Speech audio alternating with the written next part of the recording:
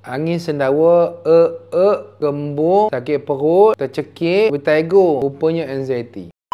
Saya ada satu pasien berumur 58 tahun, seorang wanita. Tiba-tiba selepas pencet, angin menyerang. Sendawa tak henti-henti.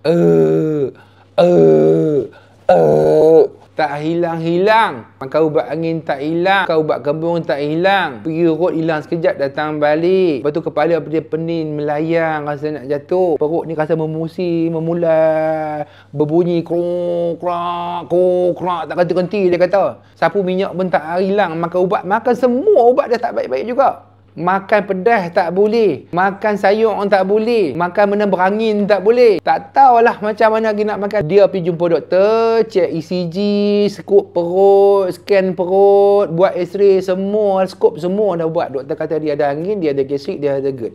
Doktor bagi dia ubat angin, bagi ubat gastrik, bagi ubat GERD. Makan tak baik-baik juga. Masuk grup sana, masuk grup sini, kata jangan makan benda yang berangin. Jangan makan pedas, jangan makan masam. Jangan makan macam-macam benda yang sejuk. Semua dia tak makan. Dia cuma boleh makan pupuk dengan lauk ikan, dengan ayak suam. Tu saja. Yang lain semua tak boleh. Pantang punya pantang, elok makanan punya elok, sampai kurus berat badan turun. Sampai jadi tak larat punya pantang.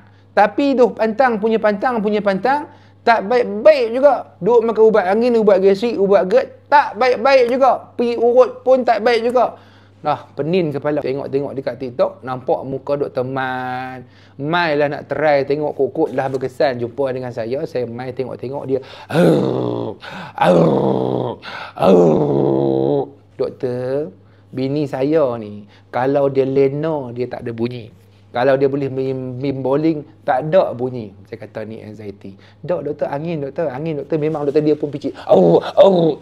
Tak hilang-hilang. Saya kata nak ambil ubat sebiji. Saya bagi makan ubat sebiji kat dia.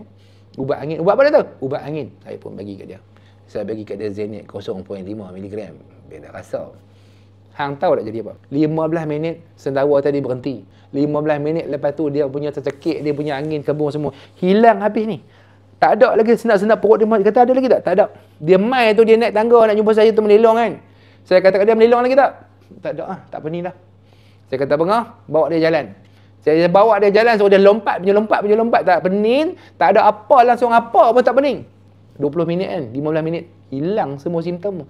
Hilang simptom angin, kembung, gastrik, GERD, bertigo, pening, tercekik. Hak mai tadi, hak melayang-melayang terus elok straight, boleh lompat terus. Doktor bagi ubat apa? Ubat angin apa? Saya tak cakap kat dia, biar ambil kat dia. Lepas tu saya kata, jom kita pergi turun, pergi sekarang juga kedai sebelah ni. Saya nak puan makan sekarang juga. Tak boleh doktor, tak boleh doktor. Tak boleh.